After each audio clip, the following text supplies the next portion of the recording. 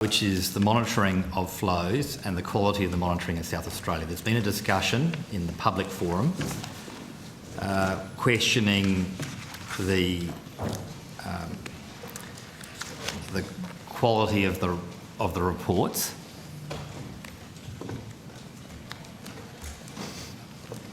Thanks, Mr. Reynolds. So there's been, I raise it because it's hit the media. I could table the article, but it's not. I'm not really testing the veracity of the article.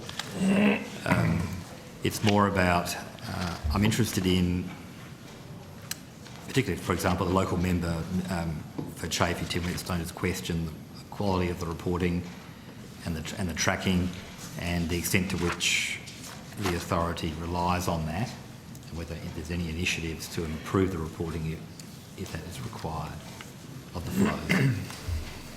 Okay. Yeah.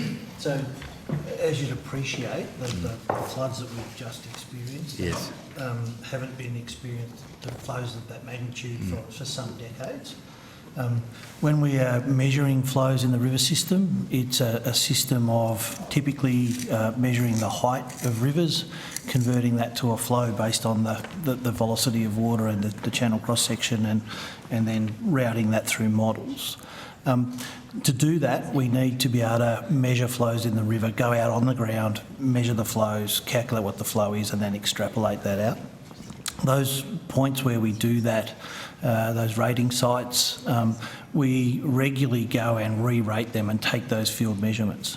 But we only get the opportunity to do that when the flows are higher, and of course we haven't had the opportunity for some decades to measure up to these sorts of flows. It's worth noting that the river is typically, a couple of 100 metres wide. As it flowed through South Australia, it was several kilometres wide, and so what we're trying to extrapolate there is very different. We do now have, of course, though, a lot of data collected during this event that will enable us to revise some of our ratings and have a better data set for the next event, whenever that may be.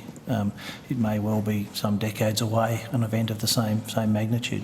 So there are certainly difficulties with the technology or limitations of the technology and the physical characteristics of the system. There are other challenges around routing flows and making forecasts about what future flows will be.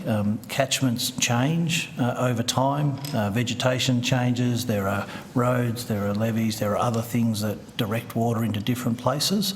While we undertake activities to try and monitor and allow for those things, we're not able to completely allow for those characteristics, and so we therefore need to deal with that in real time. Is that your responsibility is that the states, and you're taking the data from the states? So in South Australia, the state manages the hydrometric network. Some of that is funded through the program that the Murray-Darling Basin Authority administers, but on the ground the works are done by state agencies. In other parts of the basin it's similar, but with other different state agencies. Are you looking for, are you interacting with the South Australian government to improve the reporting, or you just accept the data as is? No, we certainly... It's a collaborative process, I suppose. It's a very collaborative process, and particularly throughout the event we were working very closely with both the Bureau of Meteorology and the South Australian government in terms of sharing information, sharing estimates and the modelling that we were doing, and making comparisons to that to support their management of the flows in South Australia. So when the flood subsides, is there a formal process where both the Commonwealth and the state reflect on the data suites that they have and decide a path forward for improvement? There's not an established mandatory requirement, although, as I mentioned, we're doing a review of our flood operations, and I'm almost certain that South Australia would undertake a similar process, and we'd be absolutely willing to cooperate and collaborate on that.